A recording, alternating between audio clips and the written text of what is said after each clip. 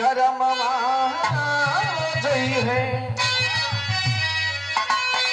अरे धर्मवा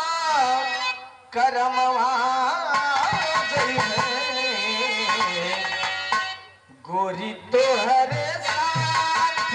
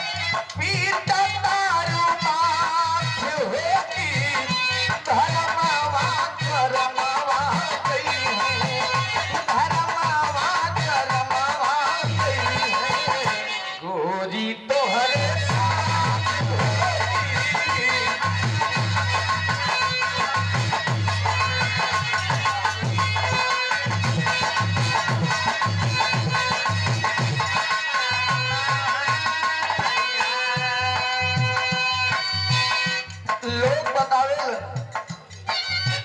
जब इस शरीर से प्राण निकल जाता है लोग यहाँ से अर्थी सजाकर घाट तक लेकर जाते हैं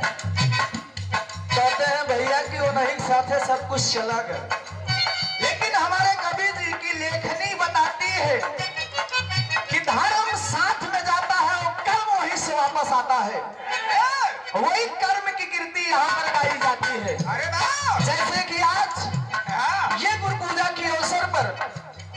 गुरु जी की इतनी बड़ी महिमा रही उनका कर्म इतना नेक रहा कि आज हम आप उनकी पूजा कर रहे हैं गुणगान कर रहे हैं। अगर कर्म न ठीक हो तो क्यों पूजा करो। अब गुरु जी के बाबू को पता है उनके बाबू के लेकिन उनका कर्म इतना सुंदर था कि आज हम और आप उनके कर्म की पूजा कर रहे हैं। लेकिन अंतरा में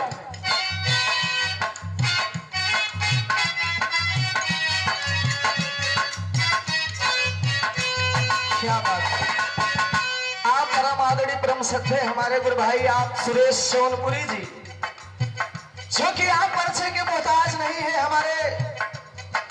जगदीश सोनपुरी स्वर्गीय जगदीश सोनपुरी चाचा जी इस दुनिया में तो नहीं रहे